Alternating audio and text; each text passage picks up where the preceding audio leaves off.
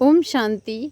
आज 12 अक्टूबर 2024 की प्रातः मुरली में बाबा ने कहा, मीठे बच्चे, बाप खिवैया बनाया है तुम सबकी नैया को विषय सागर से निकाल क्षीर सागर में ले जाने।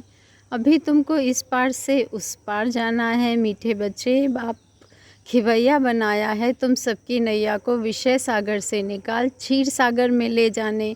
अभी तुमको इस पार से उस पार जाना है। प्रश्न है, तुम बच्चे हर एक का पाठ देखते हुए किसकी भी निंदा नहीं कर सकते हो, क्यों? उत्तर है, क्योंकि तुम जानते हो यह अनादि बना बनाया ड्रामा है। इसमें हर एक एक्टर अपना अपना पार्ट बजा रहे हैं। किसी का भी कोई दोष नहीं है बच्चे। यह भक्ति मार्ग भी फिर से पास होता है, इसमें जरा भी चेंज नहीं हो सकती। अगला प्रश्न है, किन दो शब्दों में सारे चक्र का ज्ञान समाया हुआ है? किन दो शब्दों में सारे चक्र का ज्ञान समाया हुआ है? उत्तर है, आज और कल। कल हम सतयुग में थे, आज 84 जन्मों का चक्र लगाकर नर्क में पहुँचे, कल फिर स्वर्ग में जाएंगे। ओम शांति। अब बच्चे सामने बैठे हैं, जहाँ से आते हैं वहाँ अपने सेंटर्स पर जब रहते हैं तो वहाँ ऐसे नहीं समझेंगे कि हम ऊँचते ऊँच बाबा के सम्मुख बैठे हैं।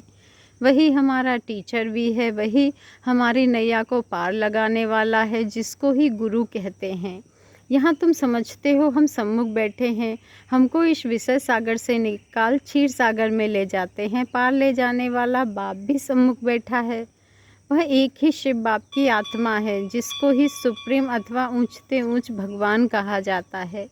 अभी तुम बच्चे समझते हो हम ऊंचते ऊंच भगवान शिव बाबा के सामने बैठे हैं, हम भगवान के सामने बैठे हैं। वह इसमें ब्रह्मा तन में बैठे हैं। वह तुमको पार भी पहुंचाते हैं। उनको रथ भी जरूर चाहिए ना, नहीं तो श्रीमत कैसे दे। अभी तुम बच्चों को निश्चय है बाबा हमारा बाबा भी है, टीचर भी है, पार ले जाने वाला भी है। अभी हम आत्माएं अपने घर शांति धाम में जाने वाली हैं। वह बाबा हमको रास्ता बता रहे हैं। वहाँ सेंटर्स पर बैठने और यहाँ सम्मुख बैठने में रात दिन का फ़र्क है। बाबा ने कहा, वहाँ सेंटर्स पर बैठने और यहाँ सम्मुख बैठने में रात दिन का फ़र्क है। बाबा ने कहा, वहाँ ऐसे नहीं समझेंगे कि हम सम्मुख बैठे हैं। यहाँ यह महसूसता आती है। अभी हम पुरुषार्थ कर रहे हैं, पुरुषार्थ कराने वालों को खुशी रहेगी। अभी हम पावन बनकर घर जा रहे हैं। जैसे नाटक के एक्टर्स होते हैं ना, तो समझते हैं अब नाटक पूरा हुआ। अभी बाप आते हैं, अभी बाप आए हैं हम आत्माओं को ले जाने। क्यों आए हैं बाबा इस धराधाम पर, पतित दुनिया में? हम आत्माओं को ले जाने के लिए। तो बाबा ने कहा, अभी बाप आए हैं हम आत्माओं को ले जाने। यह भी समझाते हैं तुम घर कैसे जा सकते हो। वह बाप भी है, नैया को पार लगाने वाला खिवैया भी है। बाबा ने कहा, वह लोग भले गाते हैं परंतु समझते कुछ भी नहीं है कि नैया किसको कहा जाता है। क्या वह शरीर को ले जाएगा? अभी तुम बच्चे जानते हो हमारी आत्मा को पार ले जाते हैं। अभी आत्मा इस शरीर के साथ वैश्यालय में विषय वैतरणी नदी में पड़ी है। बाबा ने कहा, हम असल रहवासी शांति धाम के थे, हमको पार ले जाने वाला अर्थात घर ले जाने वाला बाप मिला है। तुम्हारी राजधानी थी जो माया रावण ने सारी छीन ली है। वह राजधानी फिर जरूर लेनी है। बेहद का बाप कहते हैं, क्या कहते हैं बच्चों, अब अपने घर को याद करो। वहाँ जाकर फिर क्षीर सागर में आना है। यहाँ है विष का सागर और वहाँ है क्षीर का सागर, और मूल वतन है शांति का सागर। तीनों धाम हैं। यह तो है दुख धाम। बाबा ने इसको कौन सा धाम कह दिया है? दुख धाम। तो यहाँ क्या रहेगा? दुख ही दुख रहेगा। बाप समझाते हैं, मीठे मीठे बच्चों, अपने को आत्मा समझ बाप को याद करो। बाबा ने कहा, मीठे मीठे बच्चे, अपने को आत्मा समझ बाप को याद करो। कहने वाला कौन है, किसके द्वारा कहते हैं? सारा दिन मीठे मीठे बच्चे कहते रहते हैं। अभी आत्मा पतित है, जिस कारण शरीर भी फिर पतित मिलेगा। बाबा ने कहा, अभी तुम समझते हो हम पक्के पक्के सोने के जेवर थे, फिर खाद पड़ते पड़ते झूठे बन पड़े हैं। अब वह झूठ कैसे निकले? इसलिए यह याद की यात्रा की भट्टी है। अग्नि में सोना पक्का होता है ना। बाप बार बार समझाते हैं। यह समझाने जो तुमको देता हूँ हर कल्प देता आया हूँ, हमारा पाठ है। फिर 5000 वर्ष के बाद आकर कहता हूँ कि बच्चे पावन बनो। सतयुग में भी तुम्हारी आत्मा पावन थी, शांति धाम में भी आत्मा पावन रहती है। वह तो है हमारा घर। कितना स्वीट घर है, जहाँ जाने के लिए मनुष्य कितना माथा मारते हैं बच्चे। बाप समझाते हैं अभी सबको जाना है, फिर पाठ बजाने के लिए आना है। यह तो बच्चों ने समझा है। बाबा ने कहा बच्चे जब दुखी होते हैं तो कहते हैं हे भगवान हमें अपने पास बुलाओ, हमको यहाँ दुख में क्यों छोड़ा है। जानते हैं बाप परम धाम में रहते हैं तो कहते हैं हे भगवान हमको परम धाम में बुलाओ। सतयुग में ऐसे नहीं कहेंगे, वहाँ तो सुख ही सुख है, यहाँ अनेक दुख है बच्चे। तब पुकारते हैं हे भगवान। आत्मा को याद रहती है परंतु भगवान को जानते बिल्कुल नहीं हैं। अभी तुम बच्चों को बाप का परिचय मिला है, बाप रहते ही हैं परम धाम में, घर को ही याद करते हैं। बाबा ने कहा घर को ही याद करते हैं, ऐसे कभी नहीं कहेंगे राजधानी में बुलाओ, राजधानी के लिए कभी नहीं कहेंगे। बाप तो राजधानी में रहते भी नहीं हैं, वह रहते ही हैं शांति धाम में। सब शांति मांगते हैं परम धाम में, भगवान के पास तो जरूर शांति ही होगी। जिसको मुक्ति धाम कहा जाता है वह है आत्माओं के पास, वह है आत्माओं के रहने का स्थान जहाँ से आत्माएं आती हैं। सतयुग को घर नहीं कहेंगे बच्चे, वह है राजधानी। अब तुम कहाँ कहाँ से आए हो, यहाँ आकर सम्मुख बैठे हो। बाप बच्चे बच्चे कह बात करते हैं, बाप के रूप में बच्चे बच्चे भी कहते हैं। तो टीचर बन सृष्टि के आदि मध्य अंत का राज अथवा हिस्ट्री ज्योग्राफी समझाते हैं। यह बातें कोई शास्त्रों में नहीं है बच्चे, तुम बच्चे जानते हो मूल वतन है हम आत्माओं का घर। सूक्ष्म वतन तो है ही दिव्य सृष्टि की बात, वहाँ की सतयुग त्रेता द्वापर कलयुग तो यहाँ ही होता है बच्चे। पार्ट भी तुम यहाँ बजाते हो, सूक्ष्म वतन का कोई पार्ट नहीं है। बाबा ने कहा यह साक्षात्कार की बात है, कल और आज। यह तो अच्छी रीति बुद्धि में होना चाहिए। कल हम सतयुग में थे, फिर 84 जन्म लेते लेते आज नर्क में आ गए हैं। बाप को बुलाते भी नर्क में हैं, सतयुग में तो अथाह सुख है, तो कोई बुलाते ही नहीं। यहाँ तुम शरीर में, बाबा ने कहा यहाँ तुम शरीर में तो हाँ तब बात करते हो। बाप भी कहते हैं मैं जानी जाननहार हूँ, अर्थात सृष्टि के आदि मध्य अंत को जानता हूँ, परंतु सुनाऊँ कैसे, विचार की बात है ना, इससे लिखा हुआ है। बाप रथ लेते हैं, कहते हैं मेरा जन्म तुम्हारे सदस्य नहीं है बच्चे, मैं इसमें प्रवेश करता हूँ। रथ का भी परिचय देते हैं, यह आत्मा भी नाम रूप धारण करते करते तमो प्रधान बनी है। इस समय सब छोरे हैं, क्यों? क्योंकि बाप को जानते नहीं हैं तो सब छोरे और छोरियां हो गए। आपस में लड़ते हैं तो कहते हैं ना छोरे छोरियां लड़ते क्यों हो, तो बाप कहते हैं मुझे तो सब भूल गए हैं। आत्मा ही कहते हैं छोरे छोरियां, लौकिक बाप भी ऐसे कहते हैं, बेहद का बाप भी कहते हैं छोरे छोरियां। यह हाल क्यों हुआ है? कोई धनी धोनी है? बाबा ने पूछा कोई धनी धोनी है? तुम्हारी बेहद, तुमको बेहद का बाप जो स्वर्ग का मालिक बनाते हैं, जिसको तुम आधा कल्प से पुकारते आए हो बच्चे, उनके लिए कहते हो ठिक्कर भीतर में है। बाप अब सम्मुख बैठ समझाते हैं। क्या समझाते हैं? कि अभी तुम बच्चे समझते हो हम बाबा के पास आए हैं, यह बाबा ही हमको पढ़ाते हैं, हमारी नैया पार करते हैं। क्यों? क्योंकि यह नैया बहुत पुरानी हो गई है, तो कहते हैं इनको पार लगाओ, फिर हमको नई दो। नई दुनिया खौफनाक हो, बाबा ने कहा पुरानी दुनिया खौफनाक होती है। कौन सी दुनिया खौफनाक होती है? पुरानी दुनिया खौफनाक होती है। कहाँ रास्ते में टूट पड़े, एक्सीडेंट हो जाए तो तुम कहते हो हमारी पुरानी नैया हो गई है, अब हमें नई दो।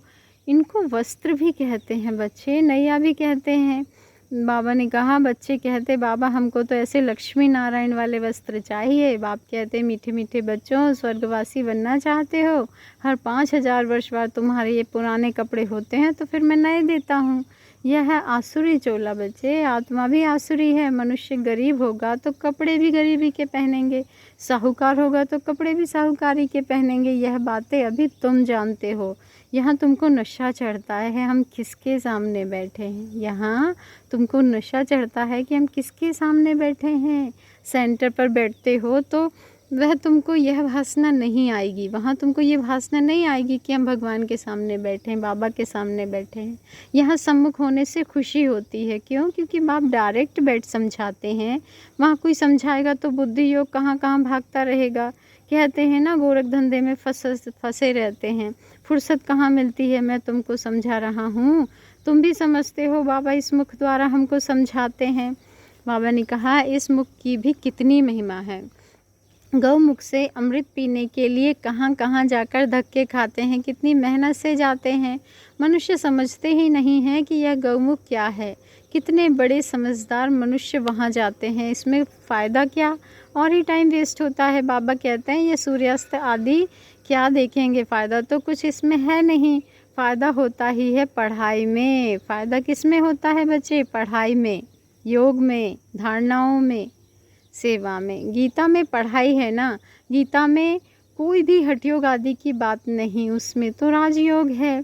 तुम आते भी हो राजाई लेने के लिए, तुम जानते हो इस आसुरी दुनिया में तो कितने लड़ाई झगड़े आदि हैं। बाबा तो हमको योग बल से पावन बनाए विश्व का मालिक बना देते हैं। देवियों को हथियार दे दिए हैं, परंतु वास्तव में इसमें हथियारों आदि की कोई बात ही नहीं है। काली को देखो कितना भयानक बनाया है।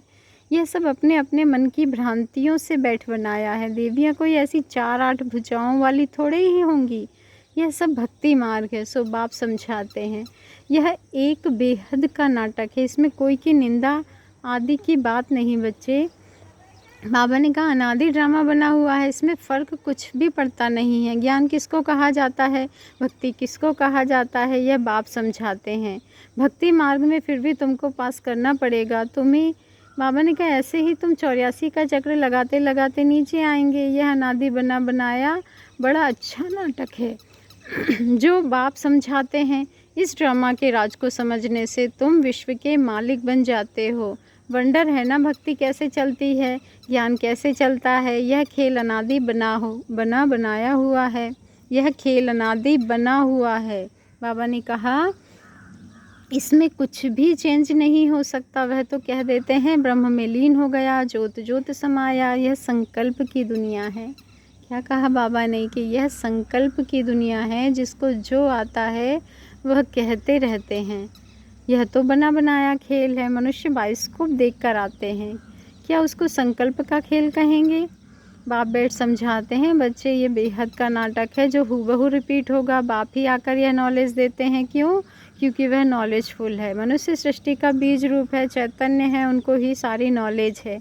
मनुष्यों ने तो लाखों वर्ष आयु लिख दी है। बाप कहते हैं इतनी आयु थोड़े ही हो सकती है बच्चे। बाइस्कोप लाखों वर्ष का हो तो कोई की बुद्धि में नहीं बैठे। तुम तो सारा वर्णन करते हो, लाखों वर्ष की बात कैसे वर्णन करेंगे? तो वह सब है भक्ति मार्ग। तुमने ही भक्ति मार्ग का पाठ, बाबा ने कहा, तुमने ही भक्ति मार्ग का पाठ बजाया। ऐसे ऐसे दुख भोगते भोगते अब अंत में आ गए हो। सारा झाड़ जर्जड़ीभूत अवस्था को पाया हुआ है। अब वहाँ जाना है, अपने को हल्का कर दो। इसने भी हल्का कर दिया ना, तो सब बंधन टूट गए। नहीं तो बच्चे, धन, कारखाने, ग्राहक, राज्य, रजवाड़े आदि याद आते रहेंगे। धंधा ही छोड़ दिया तो फिर याद क्यों आएंगे? यहाँ तो सब कुछ भूलना है। अंडरलाइन करें, यहाँ तो सब कुछ भूलना है। इनको भूल अपने घर और राजधानी को याद करना है, शांति धाम और सुख धाम को याद करना है। शांति धाम से फिर हमको यहाँ आना पड़े। बाप कहते हैं मुझे याद करो। इनको ही योग अग्नि कहा जाता है। यह राजयोग है ना, तुम राज ऋषि हो। ऋषि पवित्र को कहा जाता है, तुम पवित्र बनते हो राजाई के लिए। बाप ही तुम्हें सब सत्य बताते हैं। तुम भी समझते हो यह नाटक है। सब एक्टर्स यहाँ ज़रूर होने चाहिए, फिर बाप सबको ले जाएंगे। यह ईश्वर की बारात है ना, वहाँ बाप और बच्चे रहते हैं, फिर यहाँ आते हैं पाठ बजाने। बाप तो सदैव वहाँ रहते हैं, मुझे याद ही दुख में करते हैं वहाँ। फिर मैं क्या करूँगा? तुमको शांति धाम सुख धाम में भेजा, बाकी क्या चाहिए? तुम सुख धाम में थे, बाकी सब आत्माएं शांति धाम में थी। फिर नंबरवार आते गए, नाटक आकर पूरा हुआ।